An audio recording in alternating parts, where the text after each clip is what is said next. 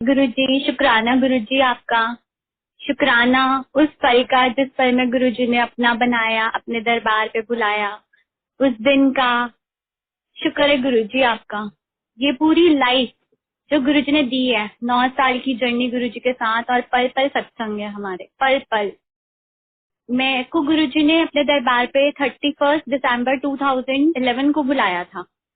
उससे पहले की मैं जर्नी आपको बताती हूँ कि मेरी बेटी राधिका आंटी, उसको कैंसर हो गया था। वो 5.5 साल की थी। 2007 में उसको कैंसर डायग्नोज हुआ था।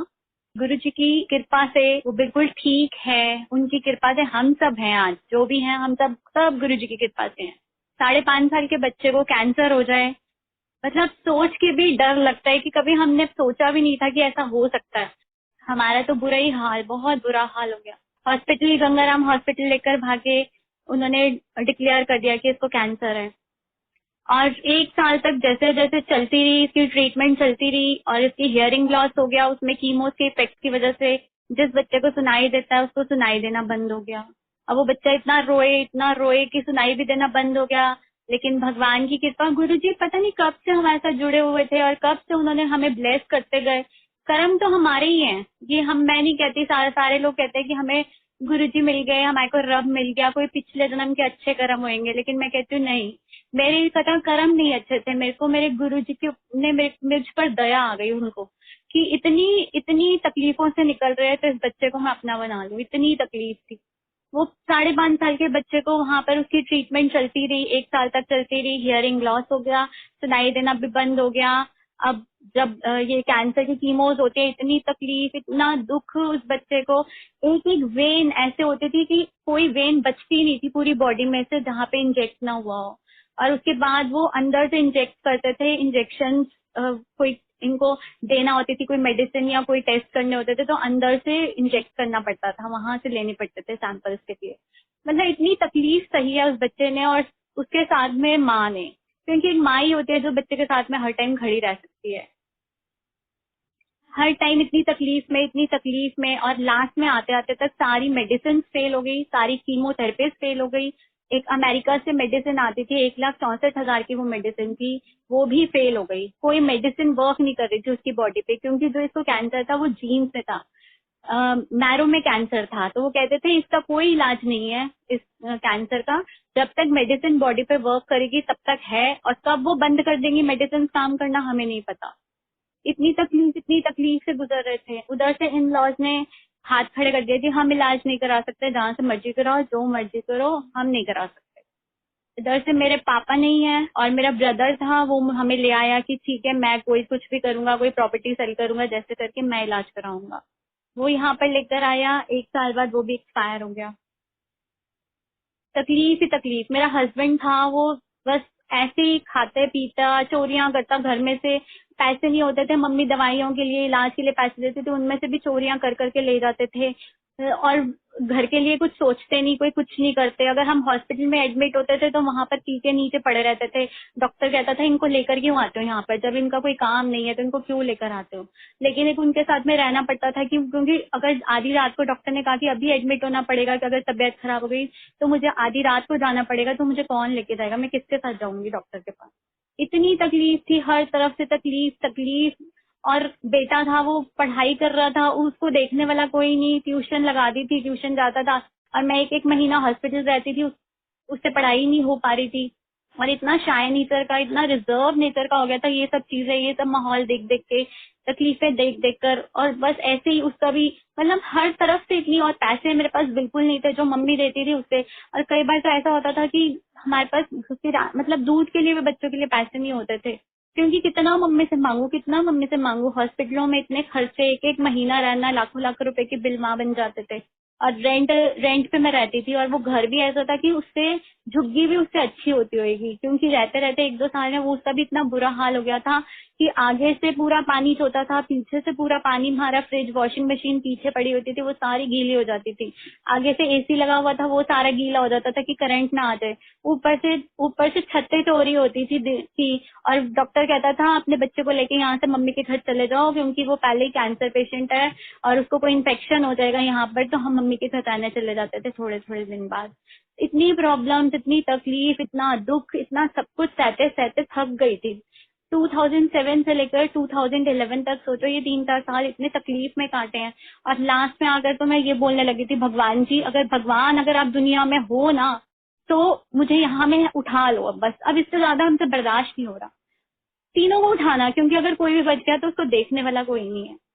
इतनी तकलीफ थी। और उसके अलावा जो जहाँ बोलता था हम वहां जाते थे, वहां पे माथे रगड़ते थे। अपने बच्चे के लिए हर कोई हर जगह जाता है, गुरुद्वारों में जाके चलिए करने, माथे टेकने, किसी ने मस्जिद में बोलना, चर्च में बोलना, जो जो जाप बोलना वो करना। ब्रह्म ऋषि कुमार स्वामी जी के वहां गए 3 साल, उनके वो बीज मंत्र देते थे, वो सुबह शाम पाठ करना। किसी भी हालत में हूँ, चाहे मैं हॉस्पिटल में हूँ, चाहे मैं घर में हूँ, चाहे मैं थकी टूटी हुई हूँ, लेकिन वो करके ही सोती थी। क्योंकि एक डर बैठ गया था कि अगर मैं नहीं करूंगी तो पता नहीं क्या हो जाएगा, पता नहीं क्या हो जाएगा किसको। और इतनी तकलीफ हर तरफ से ऐसे था कि जैसे मुझे सांस ही नहीं आती थी। ऐसा लगता था कि ये सांस भी डर डर के निकलती कि कहाँ से कब कौन सी वाला हमारे को पता चलेगा कि क्या हो गया, क्या हो गया। अब इतना शुक्राना गुरु जी का, तभी मैं कह रही हूँ वो पल का शुक्राना गुरु जी, जिस पल में आपने अपने पास बुला लिया। शुक्र है आपका। हमारे को यहाँ पे सारे बोलते होते थे रजौरी गार्डन में कि सारे यही बोलते थे कि आप मंदिर जाओ, आप मंदिर जाओ। मैं कहती थी कि क्या करे जाके, कहाँ कहाँ जाए, कहाँ कहाँ, जहाँ जो बोलता है वहां चले जाते हैं। वहां पर भी वो बोल देंगे ये पाठ कर लो, ये पूजा कर लो, ये ऐसे कर दो, ये वैसे कर दो। मैं कितनी पाठ पूजा करूँ, सुबह से रात तक तो मैं यही करती रहती हूँ। कभी सुखमनी साहब का पाठ, कभी जपजी साहब का पाठ, कभी बीज मंत्र, कभी कुछ कुछ, सारा दिन यही मेरा निकलता था सुबह से रात में। या मैं राधिका को देखना या किचन में, बस यही काम होता था सारा दिन। इतना सब, अब क्या करें ये समझ नहीं आता। तो अब मैं कहती थी वहां वहां जाके भी क्या करूंगी। तो हम 3 साल से जा नहीं रहे थे, डिले ही कर रहे थे। गुरु जी ने जब बुलाना है, जब उनकी कृपा शुरू होनी है तभी होनी है। अब गुरु जी ने देखा कि इतनी तकलीफ में, इतनी दुख में उनको भी दया आ गई हमारे ऊपर। उन्होंने अपने पास बुला लिया 31 दिसंबर 2011 को। शुक्राना गुरु जी का, करोड़ों करोड़ों बारी शुक्राना गुरु जी। सांस सांस से शुक्राना गुरु, वो भी कम है आपका। और गुरुजी ने जाते ही ऐसा हमारे को बदल दिया, ऐसा बदल दिया। और जब मैं गुरुजी के दरबार पे गई थी ना, तो मैंने वहां पे जाके गुरुजी का माथा टेका और कहा, गुरुजी मैंने सुना है यहाँ पर कुछ मांगते नहीं है, और मैं मांगू क्या, मेरे पास तो कुछ भी नहीं है, मैं आपसे क्या क्या मांगूंगी। तो मैंने अपनी पूरी जो पोटली है ना, अपने दुखों की तकलीफों की आपके चरणों में रख दी। अब आप जानो इसका क्या करना है, इसका क्या नहीं करना। और समझो जी, अभी जाने से पहले 24 हम 31 को गए हैं, 24 को एक आंटी के घर पे सत्संग था। वो मेरे को कहते हैं कि एक जब तक मंदिर नहीं जा पा रहे हो तो कोई बात नहीं, आप यहाँ पर आओ उसको लेकर। और मैं उसको लिटरली अपने हाथों में उठाकर लेकर गई थी। ऐसे लेटे हो, क्योंकि बहुत ज्यादा तबीयत खराब थी, उसको ऐसे हाथों में लेकर गई और वहां जाके सत्संग सुना। और जाकर प्रसाद बस 1-2 बाइट ही खिलाई, क्योंकि उसे खाया ही नहीं जाता था। एक ऐसी गोदी में लेटी हुई थी और मैंने उसको बाइट्स उसके मुंह में डाली है। और बस, और एक आंटी ने सत्संग सुनाया, आंटी ने सत्संग शेयर करा कि ना जो इस साल मंदिर जाएगा ना, वो पूरा साल गुरुजी उसको ब्लेस करेंगे, कि उस साल का मैसेज है। तो मेरे को एक, मेरे मन में गुरुजी ने वो लगा दिया था कि गुरुजी प्लीज इस साल बुला लो, प्लीज। बस एक पता नहीं कैसे मेरे दिमाग में वो चीज आ गई कि नहीं, जाना है मुझे, है। और बस उसके बाद में, और गुरुजी, उन्होंने, आंटी ने इसको लॉकेट प्रसाद दिया गले में डालने के लिए, वो लॉकेट प्रसाद डाला। हम घर पर आए हैं, घर पर आकर इसको ना ब्लीडिंग होने लगी, पॉटी में से ब्लीडिंग होने लग गई। डॉक्टर्स ने फटाफट कहा कि आप एडमिट हो जाओ। मुझे लगा लंगर प्रसाद खाकर आई है, बाहर का कुछ खाना अलाउड नहीं होता, तो इसने खा लिया, तो इसलिए ये नहीं पता था। गुरुजी उस ब्लीडिंग से सारे का सारा कैंसर उसका बाहर निकाल थे।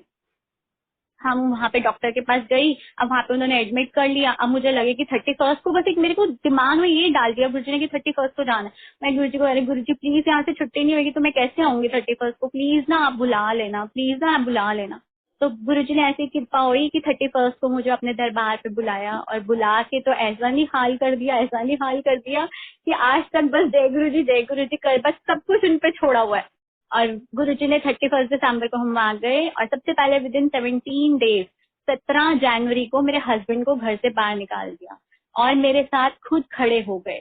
17 डेट 17 एक साथ कहते मैं तेरे साथ खड़ा हूँ। जबकि मुझे इतना डर लगता था कि अगर रात को एडमिट होना पड़ा तो मैं कैसे लेकर जाऊंगी राधिका को, लेकिन गुरुजी की प्लानिंग, इतनी अच्छी प्लानिंग है ना उनकी।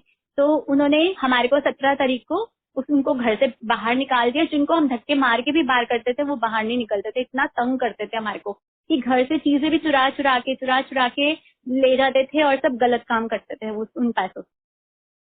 और 30 जनवरी को और गुरुजी ने इसका टेस्ट होना था जो एवरी 3 मंथ बाद टेस्ट होता था कैंसर का वो। और उस पीरियड में 1 महीने में जहाँ पे भी मुझे पता चलता था आसपास की जगह पे कि गुरुजी का सत्संग है तो मैं उसको लेकर जाती थी, लंगर प्रसाद खिलाती थी जहाँ जहाँ होता था। और मंदिर जाते थे गुरुजी के दरबार, वहाँ पे लंगर प्रसाद खाते थे। और 31 दिसंबर को हम 30 जनवरी को टेस्ट होना था जिसकी रिपोर्ट एक हफ्ते बाद आती है। और मेरे को अब हस्बैंड नहीं था क्योंकि वो ले आते थे रिपोर्ट और मेरी सांसें सूखी रहती थी। वो 15 दिन में से रोटी खाई नहीं जाती थी, एक हफ्ता पहले और एक हफ्ता बाद में मेरे अंदर रोटी नहीं जाती थी इस करके कि वो टेस्ट क्या आएगा, टेस्ट क्या आएगा। लेकिन गुरु जी की कृपा से वो कैंसर 0.5% हो गया। और इस दौरान डॉक्टर से मेडिसिन भी इसकी हाफ डोज कर दी थी सारी क्योंकि इसको रिएक्शन होने शुरू हो गए थे उन मेडिसिन से। तो देखो यही लग रहा था पता नहीं क्या होगा, अब मेडिसिन भी आधी कर दी है उसके बाद पता नहीं अब क्या होगा, पहले ही कैंसर बढ़ता जा रहा है। और लेकिन गुरु जी की ऐसी ब्लेसिंग्स, ऐसा शुक्राना कि वो कैंसर 0.5% 1 महीने में गुरु जी ने कर दिया। शुक्र है गुरु जी आपका। उसके बाद एवरी 3 मंथ बाद टेस्ट होता था राधिका का। अक्टूबर के पीरियड में इसको फीवर होने लग गया। वो जो मेडिसिन खाती थी फीवर चढ़ जाता था, जो कैंसर की इंपॉर्टेंट मेडिसिन थी खाती थी, इसको फीवर हो जाता था। फिर जब फीवर हो जाता तो वो डॉक्टर्स बंद कर देते हैं, एडमिट होती थी हॉस्पिटल में, दवाइयां देते थे, 2-4 दिन वहां लग गए। उसके बाद वो उन्होंने बंद कर दी मेडिसिन की, अभी नहीं खानी, अब 15 दिन बाद आना दिखाने, 15 दिन बाद जाओ। उसके बाद फिर शुरू किया, फिर फीवर हो गया। ऐसे 2-3 बारी लगातार हो गया कि फीवर हो ही जा रहा था बार बार बार बार। तो जब हम थर्ड टाइम एडमिट हुए तो डॉक्टर्स ने बोला कि ना अभी जल्दी छुट्टी नहीं होगी, अभी सारे टेस्ट करके देखते हैं कि ये वाली मेडिसिन क्यों नहीं खा पा रही है, तो एक बार देखते हैं। तो मैंने कहा ठीक है, क्योंकि उनको पता था कि पैसे की प्रॉब्लम है, ये 2-3 दिन के लिए अरेंज करके रखेंगे पैसे। मैं कहा ठीक है। अब रात हुई तो उस टाइम पे गुरुजी ने मंदिर से इसको 1-2 दिन ना लंगर प्रसाद भेजा वहां पर हॉस्पिटल में खाने को। तो वो लंगर, ये रात को लंगर प्रसाद की वेट कर रही है कि लंगर प्रसाद नहीं आया, 11 के बजने के करीब हो गए थे रात के। तो मैंने कहा राधिका तू ना अपनी मेडिसिन खा ले, ये अपने जो आया ना यही खा ले, ये चावल वगैरह यही खा ले, पता नहीं कोई यहाँ तक आता होएगा तो कोई भेजेगा लंगर प्रसाद ना, तो तू ये खा ले। ये ना बड़े बेतुके मन से ऐसे चावल उठा के मुंह में डालने लगी। और वहां से एक स्वीपर अंकल आए, अस्सी पर अंकल आकर इसको बोलते हैं चावल खा रहे हो। गंजे से वो अंकल थे, वो हमने कभी नहीं देखे थे, हम 3-4 साल से वहां पे जा रहे थे गंगाराम हॉस्पिटल, एक एक महीना भी एडमिट होते थे, लेकिन हमने उनको कभी वहां नहीं देखा।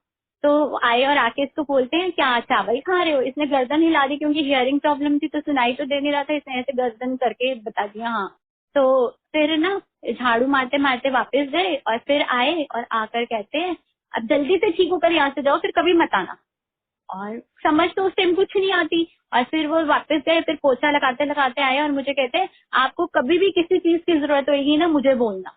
मैंने कहा ठीक है, क्योंकि वहां पर अगर कभी कोई भी स्वीपर वगैरह को बोल दो ना बाजार बाहर से ये ला दो वो ला दो, तो कोई भी कुछ नहीं लेकर आता कि हम बाहर नहीं जा सकते। और वो आकर मुझे ऐसे बोल कर गए। मैंने कहा ठीक है। और सुबह 8 बजे हम उठे हैं, 7:45 बजे। तो डॉक्टर सिस्टर्स आई और सिस्टर्स कहते हैं रिफंडेबल मेडिसिन। इनका क्यों क्या हुआ, कह रही आपको छुट्टी हो गई, डिस्चार्ज मिल गया। मैं इतनी हैरान हुई कि डिस्चार्ज मिल गया, डॉक्टर विजिट 10 बजे होती है और डॉक्टर अभी आए भी नहीं और 8 बजे डिस्चार्ज हो गया। और रात को मुझे बोलकर गए, गुरुजी आए स्वीपर के रूप में आके मुझे बोलकर गए कि अब जल्दी से ठीक होकर यहाँ से जाओ और फिर कभी मत आना। और गुरुजी की ऐसी कृपा कि उसके बाद गुरुजी ने कभी भी राधिका आंटी को एडमिट नहीं होने दिया हॉस्पिटल में। और बीच में इसको एक बार डेंगू भी हुआ, उस डेंगू में भी गुरुजी ने उसको एडमिट हॉस्पिटल में एडमिट नहीं होने दिया, ऐसे घर में मेडिसिन देके ठीक कर दिया। तो जो गुरुजी बोलकर चाहते हैं उतना उनकी जो कहे हुए वर्ड्स होते हैं वो हमेशा मायने रखते हैं कि अगर नहीं जाना तो कभी वो भेजने भी नहीं देते हैं। शुक्राना गुरुजी का। और वो ऐसे ही आहिस्ता आहिस्ता करके मेडिसिन। और बीच में एक पीरियड ऐसा भी आया कि हम लोगों ने कहा कि अब हमने ना मेडिसिन नहीं खानी है, अब ठीक है गुरुजी का लंगर प्रसाद खाते हैं और ठीक है अब राधिका आंटी रिपोर्ट ठीक आ रही है तो हमने नहीं खानी। तो मैंने मंदिर गए, बड़े मंदिर गए और वहां जाके सत्संग शेयर किया। तो वहाँ पे एक पुरानी संगत आंटी थी, टूर आंटी, उनको बोला है, वो कह रहे नहीं, गुरुजी ने कहा है कि डॉक्टर अपना काम करेंगे, मैं अपना काम करूंगा। डॉक्टर जब बंद करेंगे मेडिसिन तभी बंद करनी है, तो आप इसको कंटिन्यूटी रखो मेडिसिन में, जब गुरुजी ने बंद कर देंगे वो अपने आप बंद करा देंगे वो वाली मेडिसिन। मैंने कहा ठीक है। फिर आके शुरू करा, क्योंकि अगर किसी ने बोला है, संगत में बोला है, तो लगता है कि नहीं गुरुजी की आवाज आई है कि ये करना है। फिर मैंने वैसे ही कंटिन्यू रखी मेडिसिन और आहिस्ता आहिस्ता करके गुरुजी ने सारे टेस्ट, सारी मेडिसिन, सब चीजें उसकी बंद कर दी। कैंसर बिल्कुल ठीक 3-4 साल से, अब तो कोई टेस्ट भी नहीं कराना पड़ता। इतना शुक्राना है गुरुजी का, इतनी ब्लेसिंग्स है गुरुजी की। जो बच्चा चल नहीं पाता था, खा नहीं पाता था, आज स्कूल जाना, सब कुछ करना, और हम कभी सोच भी नहीं सकते थे कि एक सांस है दूसरी आएगी भी नहीं आएगी। कई बार तो ऐसी बुरी हालत होती थी, और वो गुरुजी की कृपा से इतना इतना शुक्राना है गुरुजी का। और गुरुजी की इतनी ब्लेसिंग्स है देने के लिए, उन्होंने इतना धर भर दिया कि आज मेरे पास कुछ मांगने को, जैसे मैंने उनके आगे पोटली रखी थी और गुरुजी ने वो पोटली खोलकर एक एक चीज हमारे को ब्लेस करते गए, सब कुछ देते गए। एक सत्संग आपको सुनाती हूँ बीच में, ये सब चीजें गुरुजी की ब्लेसिंग थी ना। अब जब हम स्टार्टिंग में जाने लगे गुरुजी के पास, तो ना फर्स्ट हम माता रानी के नवरात्रे और सब चीजें पहले करते थे। तो जब वो खेतरी वगैरह भी बीजते थे, तो अभी राधिका एडमिट रहती थी, तो मैं मंदिर में जाती थी खेतरी बीजने के लिए। अब गुरुजी के जाने लगे जैसे ही, उसमें ही अप्रैल में जब आते हैं, मार्च अप्रैल में नवरात्रे आते हैं, तो अब मेरे को लगा कि गुरुजी मुझे क्या करना चाहिए, मुझे बता दो।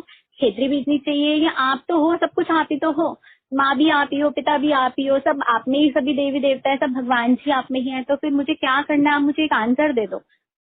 मेरी चाची जी का फोन आता है मुझे, वैसे ही बात करते करते आता है, और मुझे ऐसे, मैंने उनसे कुछ पूछा भी नहीं, कुछ भी नहीं, और मैंने उनसे वैसे ही बात कर रही थी, तो मैंने उनको बोला, तो वो कहते हैं कि कल तो नवरात्रि शुरू है। मैं कहा हाँ जी। तो कहते तूने क्या करना है खेतरी बीज के, अब तू कौन सा अपनी सास के साथ रहती है।